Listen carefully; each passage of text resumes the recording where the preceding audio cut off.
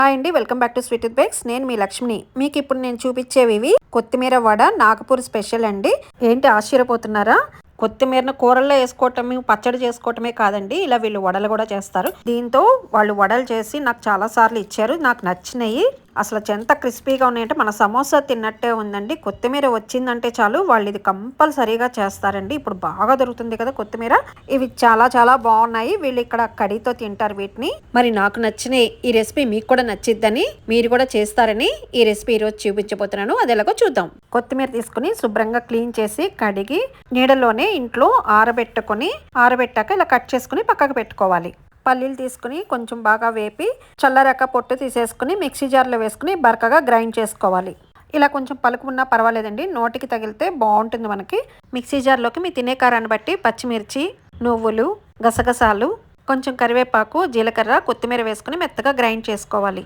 కడాయిలో నూనె వేసి నూనె కాకాక అల్లం వెల్లుల్లి పేస్ట్ వేసి పచ్చివాసన పోయేంత వరకు వేగనిచ్చి దాంట్లో మనం గ్రైండ్ చేసి పెట్టుకున్న పచ్చిమిరపకాయలు, కొత్తిమీర పేస్ట్ని కూడా వేసుకొని బాగా వేగనిచ్చి దీంట్లో కొన్ని పచ్చి బఠానీ వేసుకుని, ఇది ఆప్షన్ అండి, కావాలంటే వేసుకోవచ్చు లేకపోతే లేదు. పచ్చి బఠానీ వేసుకుని ఇవి కూడా బాగా వేగాక కొంచెం నూనె అలా తేలాక రుచికి సరిపడిన ఉప్పు, పసుపు, కారం వేసుకొని బాగా కలిపి బఠానీ ఉడికి ఇలా నూనె తేలాక కొత్తిమీర వేసుకుని ఒకసారి అంతా బాగా కలుపుకొని మూత పెట్టి ఒక 10 నిమిషాలు స్టవ్ సిమ్లో పెట్టి మగ్గనివ్వాలి.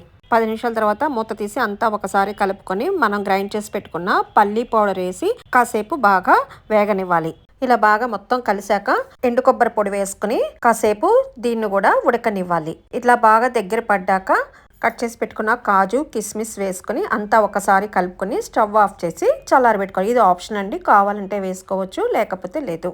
మీకు అన్నీ చేశాక స్టఫింగ్ మిగిలితే 88 బాక్స్లో పెట్టుకుని ఫ్రిడ్జ్లో 1 వీక్ నుంచి 10 డేస్ వరకు స్టోర్ చేసుకోవచ్చండి. పాడవదు. మీకు ఎప్పుడు కావాలంటే అప్పుడు తీసి చేసుకోవచ్చు. మళ్ళీ దీంట్లో నేను 2 రకాలు చూపిస్తున్నానండి. ఫస్ట్ మైదా చూపిస్తున్నాను. మైదాలో ఉప్పు, వాము, కొంచెం వేడి నూనె వేసుకుని ఒకసారి అంతా బాగా కలుపుకొని కొంచెం పసుపు వేసి మళ్ళీ ఒకసారి కలిపి కొంచెం వాటర్ పోసుకుంటూ గట్టిగా పూరీ ముద్దలాగా కలుపుకొని పక్కకు పెట్టుకోవాలి.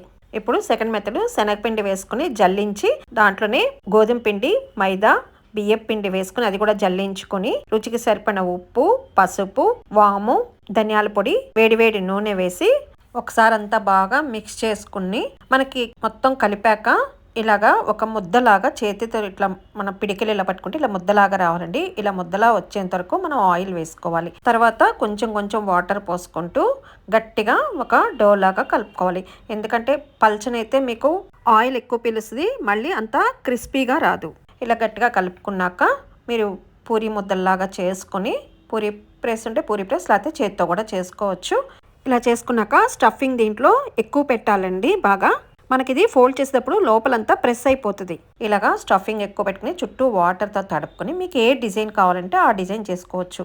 ఇట్లా ఇవి 2 సైడ్స్ ఇట్లాగా క్లోజ్ చేసి అంటించి ఇలా పైన కూడా వాటర్ పెట్టేసి క్లోజ్ చేసి అటుపక్క ఇటుపక్క క్లోజ్ చేసుకుని అంటించేసేయాలి. ఇది ఒక డిజైన్ అండి.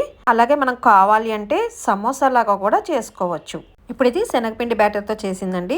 ఇక్కడ ఎక్కువగా ఇదే డిజైన్ చేస్తారండి. ఇప్పుడు ఇంకొక డిజైన్ చూపిస్తాను మీకు. సేమ్ పూరి లాగా ఒత్తుకుని కింద మీరు ప్లేట్ మీద చేసుకోవాలంటే కింద మాత్రం ఏదైనా మైదా కానీ రైస్ ఫ్లోర్ కానీ వేసుకుని చేసుకుంటే ప్లేట్కి అంటుకోకుండా ఉంటుంది. ఇలాగే చుట్టూ స్టఫింగ్ పెట్టేసుకున్నాక వాటర్తో అంతా తడిపేసుకుని ఇలా రౌండ్గా ఫోల్డ్ చేసేయాలి. ఇలా ఫోల్డ్ చేసి అంటించాలి. మీకు ఆ లోపలికి అంతా కూరనంతా ప్రెస్ చేసేసుకుని ఇలా చుట్టూ ఇట్లాగా ప్రెస్ చేయాలి. ఇట్లా ఇది మీకు ఇది ట్రయాంగిల్ షేప్లో వస్తుందండి. ఇలా అంతా అంటించేసి చుట్టూ ప్రెస్ చేసుకుని 2 చేతుల ఫింగర్స్ తోటి ఇలా ఒత్తుకొని ప్రెస్ చేసుకుంటూ రావాలి. కూర అంతా మీకు లోపల స్ప్రెడ్ అవుతుంది అనమాట. ఇలా మొత్తం 2 ఫింగర్స్ చేతులతోటి ఇలాగా ప్రెస్ చేసుకుంటూ రావాలి. ఎక్కడైనా మీకు పగిలితే గనక మళ్ళీ పిండితో అంటించుకోవచ్చండి. కొంచెం పిండి తీసుకొని మీకు మళ్ళీ బయటకు అదేమి రాదు. వేపేటప్పుడు కూడా నేను మళ్ళీ మంచి టిప్ చెప్తాను మీకు, అది ఎలా వేపాలో. నాకు రాదు కాబట్టి కొంచెం స్లోగా నిదానంగా మీకు తెలియటం కోసం చేసి చూపించానండి. హెల్ప్ కోసం నేను వేరే వాళ్ళని పిలిపించాను. వాళ్ళు చేసింది కూడా ఇప్పుడు మీకు చూపిస్తాను. ఇలాగ అన్నీ మీకు ఏ డిజైన్ కావాలంటే ఆ డిజైన్ చేసుకుని పక్కకు పెట్టుకోవాలి. ఇది బ్లాక్గా ఉన్నది గరం మసాలా అండి. మనం ఆయిల్లో గరం మసాలా కలుపుకొని గరం మసాలా దానిపైన రాసి ఈ స్టఫింగ్ పెట్టి పైన జీడిపప్పు, కిస్మిస్ పెట్టింది తను. ఇదంతా మళ్ళీ వాటర్తో చుట్టూ తడిపేసేసి, గరం మసాలా అనేది మీ ఇష్టం అండి, వేసుకుంటే వేయచ్చు లేకపోతే లేదు.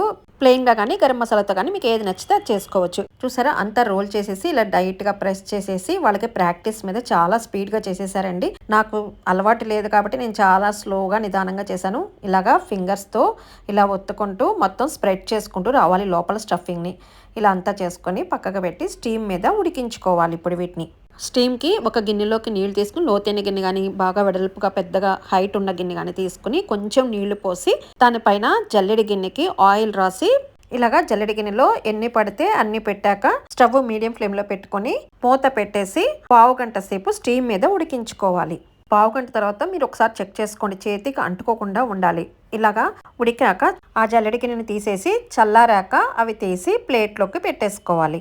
ఇప్పుడు మైదాతోటి చేసి చూపిస్తానండి. దీన్ని సమోసా లాగా చేసి చూపిస్తాను మీకు. మైదాని పూరిలాగా ఒత్తుకొని ఇలా కట్ చేసి ఇలాగ మనం కట్ చేసిన వైపు వాటర్తో తడుపుకొని ఇలా ఫోల్డ్ చేసి కింద ప్రెస్ చేసిన చోట కూడా గ్యాప్ని కూడా ప్రెస్ చేసుకొని ఈ స్టఫింగ్ పెట్టుకొని ఈ పైన కూడా తడిపి ప్రెస్ చేసేసుకోవాలి. ఇలా స్టీమ్ మీద ఉడికిని మనం డైరెక్ట్గా స్టీమ్ మీద తినేసేయచ్చండి. ఆయిల్ తక్కువ తినేవాళ్ళు అనుకుంటే కనుక ఇవి కూడా టేస్ట్ చాలా బాగుంటాయండి. ఇప్పుడు ఈ స్టీమ్ చేసిన వాటికి ఒకవేళ మీకు అదంతా పగిలిపోయి ఆయిల్ అంతా ఖరాబ్ అవ్వకుండా ఉండాలి అంటే కనుక ఇలా స్టీమ్ చేసిన వాటికి దారం ఇలా చుట్టేసుకుంటే మీకు ఈ లోపల స్టఫింగ్ అనేది బయటికి రాదన్నమాట. బయటికి రాదు, ఆయిల్ ఖరాబ్ అయ్యే ఛాన్సే ఉండదు. ఇలాగా దారం చుట్టేసుకుని నూనెలో వేపుకున్నాక దారం తీసేయటమే. ఇలాగా స్టీమ్ చేసిన వాటన్నిటికీ దారం చుట్టేసానండి. మామూలుగా మైదాతో చేసినవి డైరెక్ట్గా మనం వేపేసుకోవచ్చు. ఇవి రెడీ అయిపోయినాయి. ఇప్పుడు నూనెలో వేపుకుందాం. నూనె బాగా కాగాక ఒక్కొక్కటి వేసుకొని మంచిగా గోల్డెన్ బ్రౌన్ వచ్చేంత వరకు బాగా వేపుకోవాలి. ఫస్ట్ హై ఫ్లేమ్లో పెట్టుకోవాలి, తర్వాత మీడియం ఫ్లేమ్లో వేపుకోవాలి. మనం సమోసా కలర్ వచ్చేంత వరకు వేపుకోవాలండి. వీటిని ఇలా మంచిగా ఎర్రగా వేగాక తీసేసుకోవటమే. ఇప్పుడు మైదాతో చేసినవి కూడా వేపుకుందాం. ఇప్పుడు ఈ దారాన్ని చల్లారాక తీసేసుకొని మీకు ఇష్టమైన సాస్తో కానీ కచప్తో కానీ తినడమే. మీకు వీటిల్లో ఏది నచ్చితే ఆ రెసిపీ చేసుకోవచ్చండి. శనగపిండితో చేసుకోవచ్చు, మైదాతో చేసుకోవచ్చు. ఇది నేను కట్ చేసేది శనగపిండితో చేసింది. ఇది చాలా క్రిస్పీగా ఉంటుంది. మైదాతో చేసినవి కూడా చాలా క్రిస్పీగా వచ్చినాయండి, చాలా బాగున్నాయి. మరి ఈ నాగపూర్ స్పెషల్ కొత్తిమీర వడ మీరు ఏ పేరు పెట్టన్నా పిలుచుకోవచ్చు. వీటిని నచ్చినట్టయితే లైక్ చేయండి, షేర్ చేయండి, నా ఛానల్ సబ్స్క్రైబ్ చేసుకోండి. Thank you for watching from sweet tooth bakes.